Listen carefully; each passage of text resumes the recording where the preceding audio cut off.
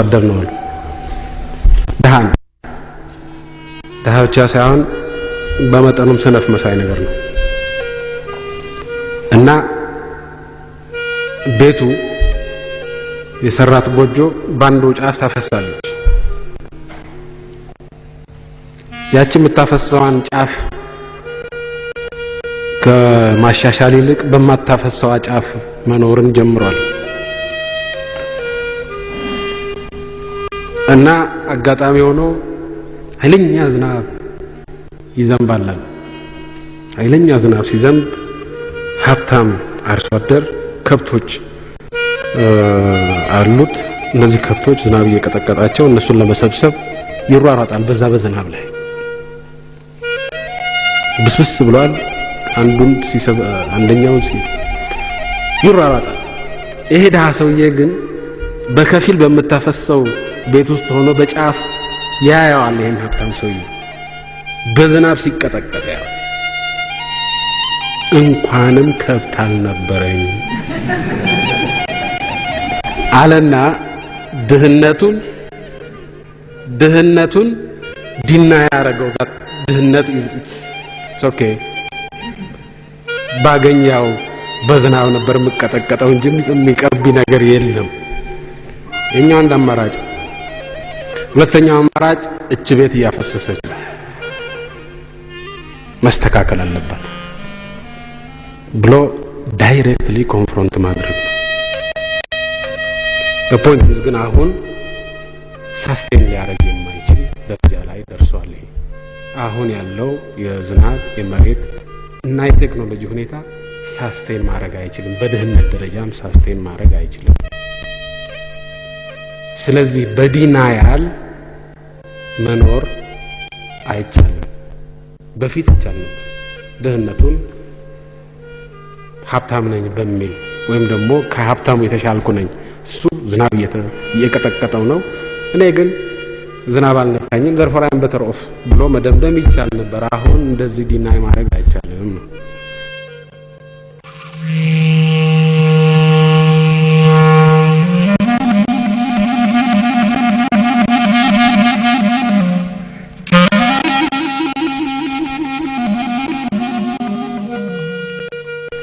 ደሃ ያለ ደሃ አይደለሁም ብሎ መኖርም ይቻላል ጥሩ ነው ጥሩ አይደለም ሌላ ጥያቄ ያ ድህነት መቀጠል እስከቻለ ድረስ በድህነቱ መኖር እስከቻለ ድረስ እንዳማራጭ ሊወሰድ ይችላል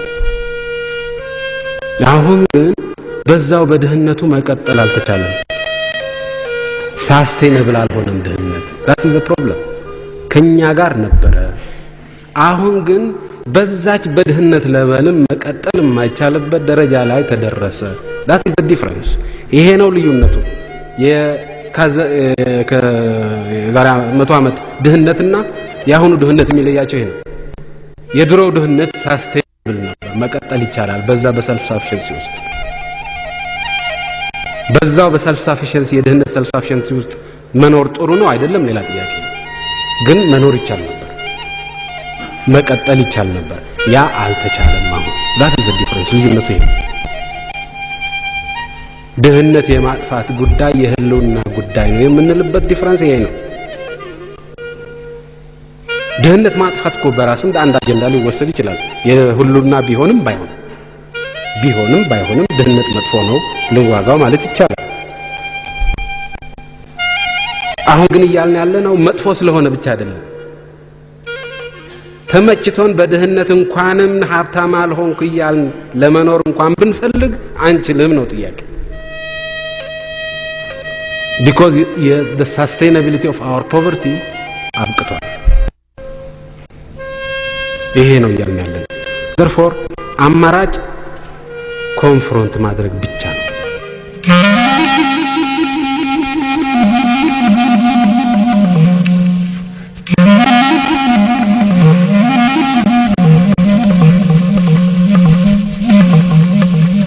በፊት መለስተኛ ቁጥር ያለው ህዝብ ያልተመናመነ መሬት ከሞላ ጎደል በቂ ዝናብ ተይዞ ድህነት ነበር አሁንም ያ ድህነት አለ። ነገር ግን ቤዙ ስሩ እየተናደ ያለ ድህነት ነው። የነበርንበት የድህነት ለበል አንድ ቤዝ ነበረው። ያ ቤዝ እስካለ ድረስ ድህነቱ ከኛ ጋር አብሮ ሊኖር ይችላል። ትልቅ አደጋ የለው። የመራብ ካልሆነ በስተቀር የመበታተን አደጋ የለው። ግን ያ ቤዝ አሁን እየተናደ ነው፣ ከስር እየተናደ ነው። አንደኛ በላይ ላይ የሚቀመጠው ህዝብ ቁጥር በከፍተኛ ደረጃ እየጨመረ ነው።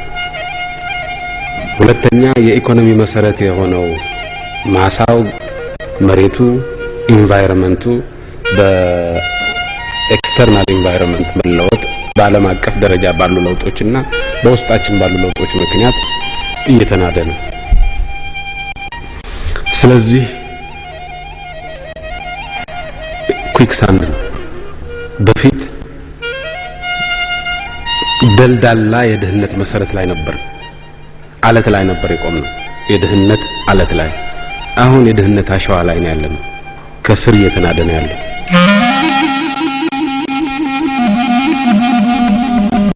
ድህነት አፍጠን ካላየ ነው with all its ugly features ካላየ ነው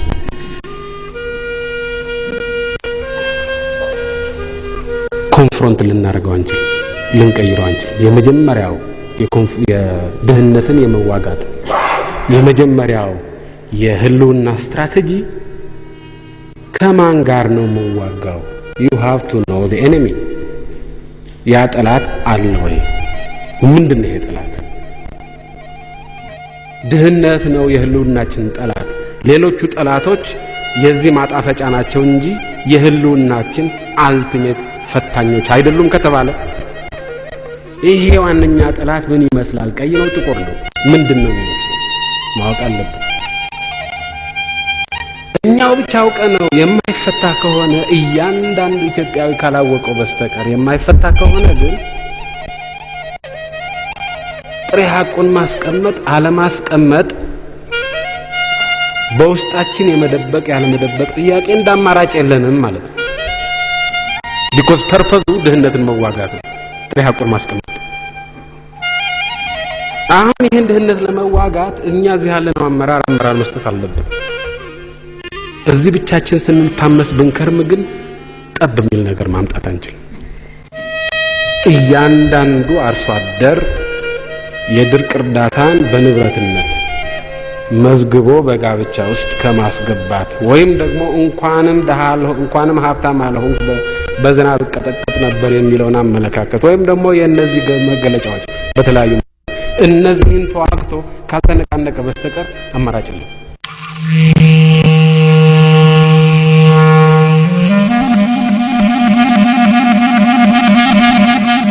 ደሃነን ብለን እንናገር እንዳለ እናስቀምጠው በጥሬው። አካፋ መባል አለበት። ይሄ አንድ አርጊመንት፣ በኔ ግምት ትክክለኛ አርጊመንት።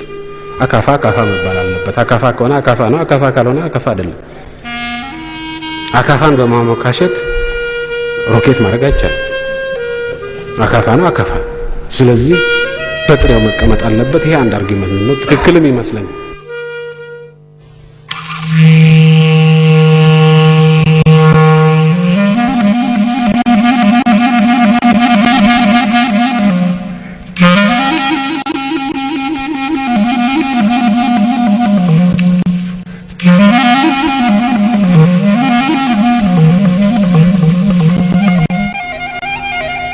ያን ሁሉ ድንጋይ ፈልፍሎ እንደዚህ አይነት ሼፕ ያወጣ ህዝብ በምን ሂሳብ አሁን ድንጋይ መፈልፈል ቀርቶ አርሶ መብላት እንዴት ያቅተዋል በሚል አንገር ኮንትሮለብል የሆነ ግን ዲፕ አንገር ያኩራት ይመስለኛል። ይሄን ክዶ ወይ ከዚህ ጋር አብሮ ለመኖር ተመቻችቶ የሚደረግ እንትን ግን መኮፈስ እንጂ ኩራት ነው ወይ የሚል ጥያቄ የሚያስነሳ ነው፣ ገና ከዴፊኒሽኑ ጀምሮ ማለት ነው። ለስንዴ ልመና በሚከድበት ወቅት የመጀመሪያው ጥያቄ እስከ መቼ የሚል ነው ሁሉም ሰው የሚጠይቀው። የሚሰጠው በሙሉ የሚጠይቀው ነገር እስከ መቼ ነው? አንዳንዶቹ እኮ አሁን እየተጋቡ ያሉት አንዳንዶቹ የድርቅ እርዳታ ተመግበው ተወልደው የድርቅ እርዳታ እየተመገቡ አድገው የድርቅ እርዳታ ተጠቅመው ጠላ ጠምቀው እየተዳሩ ያሉ ናቸው። እስከ መቼ ድረስ ነው የምንመገባችሁ የሚል ጥያቄ ይነሳል። እዚህ ላይ መብታችን ነው አይደለም ሊያወያይ ይችላል።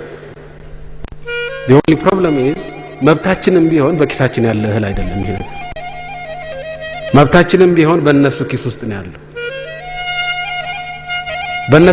በእነሱ ኪስ ውስጥ ያለ በመሆኑ መብታችሁ ነውና አንካችሁ እስካላሉን ድረስ there is nothing we can do about it. so አሁን እነዚህ ሰዎች ምን እያሉን ነው? መብታቸው አይደለም ብቻ ሳይሆን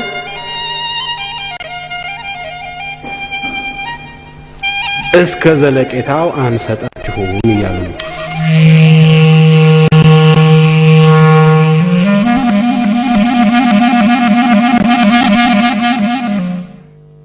የውጭ እርዳታ ጎጅም ጠቃሚም ሊሆን ይችላል። ጎጅም የሆነበት ኢንቫይሮንመንት አንድ ነው። ለልማታችን ለህልውናችን ይሄ ነው ስትራቴጂ ብለን አስቀምጠናል። ይሄን ስትራቴጂ ተውና ከረሜላ ልስጥ የሚል ሲሆን ከረሜላውን ይዘው ገደል ይግባ።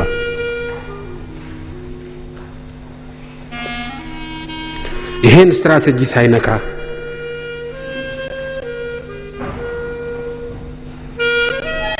ሶስት ከረሜላ ባንተ ስም ላውጣና ሁለቱን እኔ ወስጄ አንዱን ላንተ ተወልሃለሁ ካለን መልካም ሲሆን ሶስቱንም ቢሰጠን እንመርጣለን።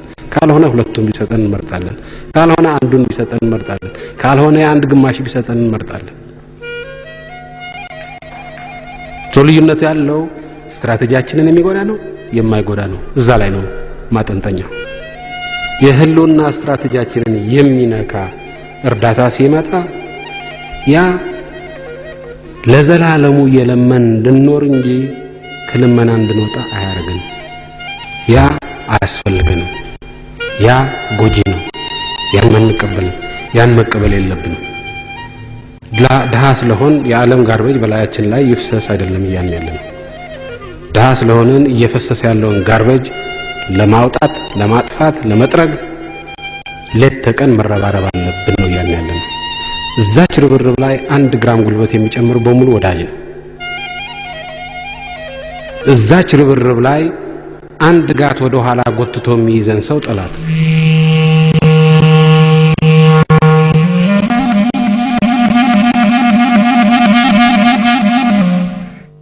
የሚያጠቁን ምን ስንሆን ነው? ያ ነው ጥያቄ። የሚያጠቁን መለመን እስከቀጠልን ድረስ መለመን ስናቋርጥ መከላከል አቅማችን በዛው መጠን የውጭውን ጥቃት የመቋቋም አቅማችን በዛው መጠን ይጠናከራል። መልካም አስተዳደር ሲኖረን ፈርፍረው ገብተው በመሐከላችን ቀዳዳ አግኝተው እንደ ልብ የመጫወት እድላቸውን እንዘጋዋለን ያለነው። ስለዚህ ጥያቄው ምንድነው? ከውጪ ጠላት ይሄን አውቆ እንዳይመታን ምንድነው የምናደርገው? እንኳንም ደሃል ሆንክ ብለን ዲናረግ ነው ወይስ ፋክቱን ተቀበለን ፋክቱን መቀየር ነው? እንዳያጠቁን ፋክቱ ነው የሚያስጠቃን ያለው። ነባራዊ ሐቁ ነው የሚያስጠቃን። ሊያስጠቃንም የሚችለው እሱ ነው። ይሄን ነባራዊ ሐቅ ከቀየር ነው ወደዱም ጠሉም ምንም ሊያረጋቸው። ይሄን ነባራዊ ሐቅ ካልቀየር ነው እኛ ስለደበቅ ነው ብቻ እኛ ራሳችንን ስላታለል ብቻ ያ ነባራዊ ሐቅ ህልውናውን ያጣል ማለት አይደለም። ያ ነባራዊ ሐቅ እስካለ ድረስ ተጠቂ ነው። ደበቅነውም አልደበቅነውም ተናገርነውም አልተናገርነውም ተጠቂ ነው። የሚያድነን ያን ነባራዊ ሐቅ መቀየር ብቻ ነው።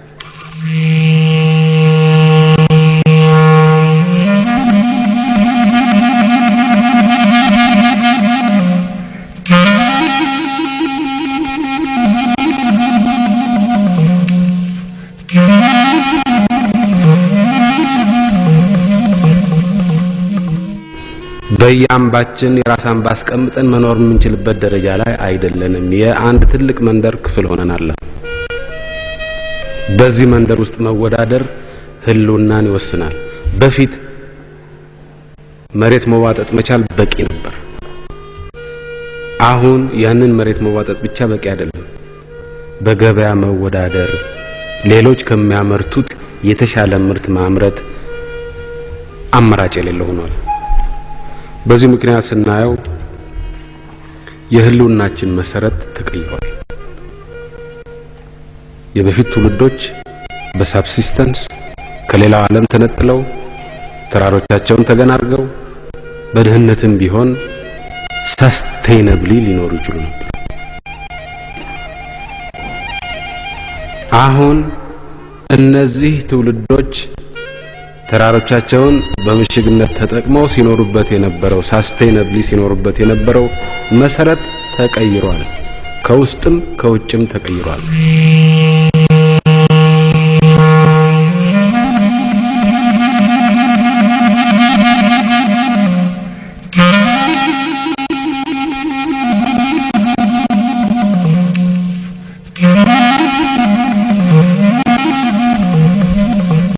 እኛ አሁን ለመልማት እንነቃነቅ ብንል በሩ ተቀርቅሮብናል፣ አልተቀረቀረብንም።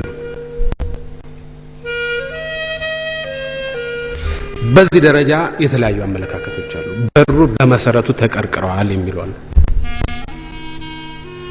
በሩ አልተቀረቀረም፣ በጣም ክፍት አይደለም፣ ነገር ግን አልተቀረቀረም የሚሉ ደግሞ አሉ።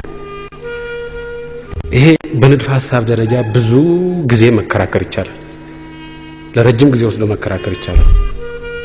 በተግባር ማየት ግን ጥሩ ነው። የቻይና የነፍስ ወከፍ ገቢ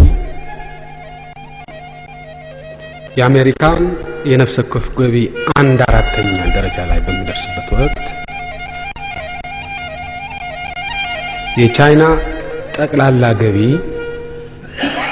ከአውሮፓና ከአሜሪካ ጠቅላላ ገቢ ጋር እኩል ይሆናል።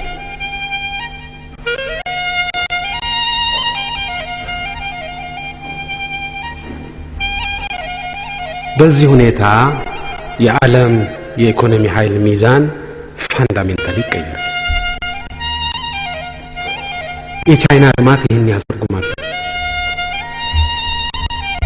የኢትዮጵያ ልማት እስከዚህ አንጻር ምንድነው ትርጉሙ ብለን ብንል የኢትዮጵያ የነፍስ ወከፍ ገቢ የአሜሪካን ያክል ደረጃ ላይ በሚደርስበት ወቅት የኢትዮጵያ ኢኮኖሚ ሳይዝ የአሜሪካን 1/3 ያህል ይሆናል። ወደ 250 ሚሊዮን ህዝብ አላቸው። ወደ 70 ሚሊዮን ህዝብ አለን። 70 የ250 በማጠጋጋት 1/3 ይሆናል። ስለዚህ የነሱን ያህል ብሔራዊ ገቢ ቢኖረን የነሱ 1/3 ኢኮኖሚ ይኖረናል። ቻይኒዞች ግን የነሱ 1/4 ገቢ ካላቸው ያው አሜሪካ ብቻ ሳይሆን የአውሮፓንም ህዝብ ጨምሮ እኩል ይሆናል ኢኮኖሚያቸው ሳይዙ። እነዚህ ሰዎች ልማት መቀርቀር ካለባቸው ስንንጠራራ ውለን ስንንጠራራ ብናድር እነሱ ደረጃ ላይ ብንደርስ የነሱን 1/3 ምን ሆነውን አገር መዝጋት ሳይሆን ያለባቸው ገና 1/4 ደረጃ ላይ ሲደርሱ የአሜሪካን እጥፍ ሳይዝ ያለው ኢኮኖሚ የሚይዙትን ቻይናዎችን መዝጋት ያለባቸው የሚዘጉ ከሆነ እነሱ ነው መዝጋት።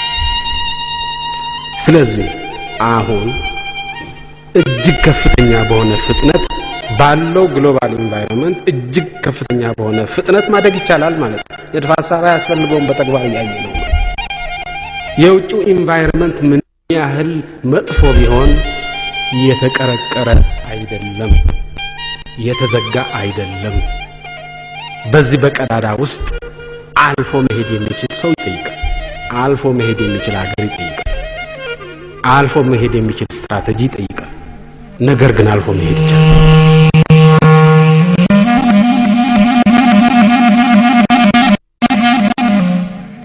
ድህነት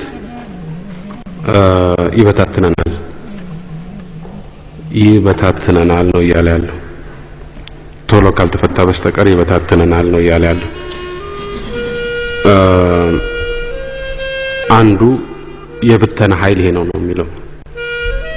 ሁለተኛው የብተና ኃይል የመልካም አስተዳደር እጦት ነው፣ የዲሞክራሲ እጦት ነው፣ የመልካም አስተዳደር እጦት ነው የሚለው።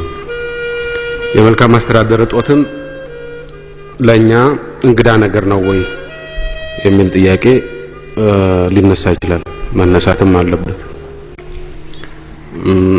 በእውነት እንነጋገር ከተባለ እንግዳ አይደለም ለኛ። እንግዳ የሚሆን ነገር ካለ መልካም አስተዳደር እንጂ የመልካም አስተዳደር እጦት ለኛ እንግዳ አይደለም።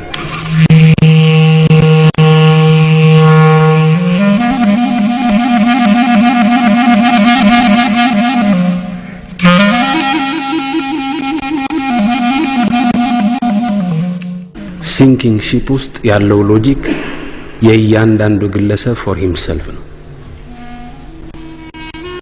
ይሄ ደግሞ የመበጣጠስ ተራ የመባል ሎጂክ ነው።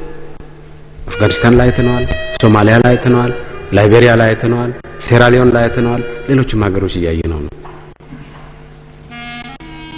ይሄን ሎጂክ ነው እያነሳን ያለነው እዚህ ውስጥ። ስለዚህ አንዱ መነሻችን ምንድነው? ይሄ አደጋ አለ። ይሄ አደጋ ሌሎች ነገሮች ምንም ቢሆኑ ይሄ አደጋ እስካልተቀረፈ ድረስ ሌላው በሙሉ ሚኒንግለስ ነው፣ ምንም ትርጉም የለውም። ከኖርክ በኋላ ነው ሌሎች ነገሮች ሁሉ ትርጉም የሚኖራቸው።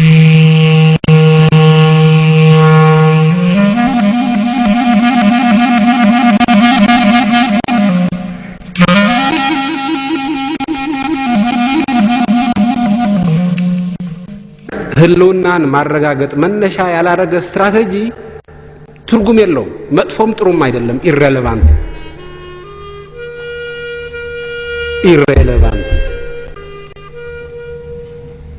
አሁን ኢህአዴግ ህልውናን ለማረጋገጥ ከኢኮኖሚ አንፃር አንድ ስትራቴጂ አምጥቷል። ሬሌቫንት ነው። ህልውናን ማረጋገጥ መሰረት ያደረገ 44 ፓርቲዎች ካሉ 44ቱን ፓርቲዎች መመለስ ያለባቸው ጥያቄ ምንድነው? the definition of the problem። ጥያቄው ህልውና ነው። መልሱ ምንም ሊሆን ይችላል። ጥያቄው ግን ህልውና ነው።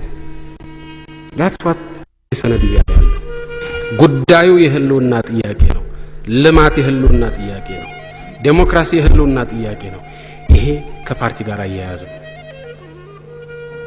ካለንበት ተጨባጭ ሁኔታ ጋር አያያዘው እንደ ህዝብ የመኖራችን ጥያቄ ነው።